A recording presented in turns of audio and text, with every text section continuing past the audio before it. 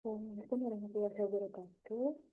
Saya Rendang Sakalanita, anak kelas A, rekaman ini dengan lahir 1038 ini menjelaskan tentang LKM 3 yang telah saya kerjakan. Yang pertama, di sini diminta untuk membuat alur dari data cleaning menggunakan dataset Titanic.csv yang telah dimuat ke dalam data frame dengan tahapan seperti berikut. Langsung saja yang pertama, di sini untuk menghapus data di berikutnya menggunakan perintah df.duplicate invoice sama dengan true. Untuk yang kedua, di sini untuk diminta untuk menghapus keseluruhan kolom cabin karena proporsi missing value-nya terlalu besar dengan perintah df.column sama dengan cabin invoice sama dengan true. Kemudian yang ketiga, mengelola sel yang kosong pada atribut numeric which menggunakan nilai tengah atau median, lalu dikonversikan ke dalam tipe data bilangan integer.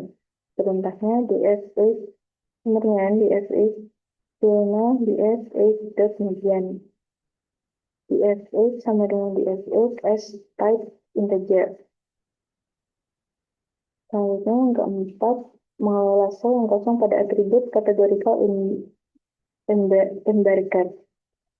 df embarker sama dengan df embarker dengan df embarker mode dengan nama akhirnya print df info, print df is null, print df get outputnya seperti ini. Untuk penjelasannya, df adalah data frame yang dipakai untuk menyimpan data Titanic.csv. Ketika memanggil fungsi duplicate, Anda mencari baris yang isinya sama persis di seluruh kolom, atau mencari data yang duplicate lalu menghapus baris yang kembar tersebut. Bagian in place sama dengan true itu artinya perubahan langsung diterapkan ke data frame df yang sekarang. Jadi tidak perlu membuat variabel baru. Kemudian yang kedua, diminta untuk membuat rangkaian manipulasi data lanjutan pada data frame hasil dari soal nomor 1 beserta transformasi objek baru. Lanjut untuk penjelasannya, di Outlook 46 set sama dengan tes digunakan untuk mengubah isi kolom set hanya pada baris dengan indeks 4 dan 6. Di sini memakai lo karena metode ini merupakan metode untuk mengakses data berdasarkan label indeks secara eksplisit. Kemudian di Outlook bab 6 digunakan untuk menampilkan baris tersebut sebagai bukti bahwa nilainya sudah berubah menjadi tes. Kemudian dibuat sebuah dictionary bernama datadict, di mana nama nama diambil dari kolom name dan tarif diambil dari kolom var, yang masing-masing hanya dengan data teratas menggunakan head. Dan yang terakhir dictionary tersebut diubah menjadi data frame baru, lalu indeksnya diganti secara manual menjadi P1 sampai P5. Selanjutnya yang ketiga, membuat tahapan pemrosesan data dan inisialisasi, kemudian menggunakan dataset Titanic.csv.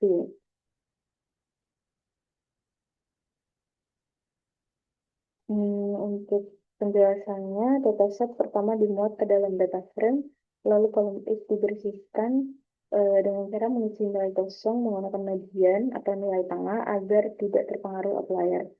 Lalu diubah menjadi integer supaya konsisten. Selanjutnya ditentukan fitur X yang terdiri dari request, X, dan var target Y yaitu survive. Data lalu dibagi menjadi data latih dan data uji dengan perbandingan 70 banding 30 menggunakan plain test split di mana random state itu sama dengan 42. Selanjutnya yang keempat yaitu membuat evaluasi terhadap performa model yang telah dibuat dan dilatih pada soal 3 dengan tahapan sebagai berikut. Ini kodenya, outputnya, prediksi penumpang baru 0, penumpang prediksinya tidak selamat. akurasi skornya itu 69%. Penjelasannya, pertama, model digunakan untuk memprediksi seluruh data uji yang hasilnya disimpan di YPRED. Kemudian performa model diukur menggunakan confusion matrix untuk melihat perbandingan prediksi benar atau salah, serta akurasi skor untuk mengetahui seberapa akurat model dalam memprediksi. Dan yang terakhir, dilakukan pengujian mandiri dengan membuat data penumpang baru dalam bentuk array yang berisi type class, age, dan fare.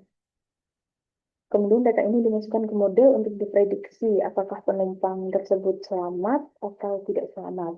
Nah, hasil prediksinya berupa angka 1 yaitu selamat atau 0 tidak selamat. Di sini prediksi penumpang baru 0 yaitu tidak selamat.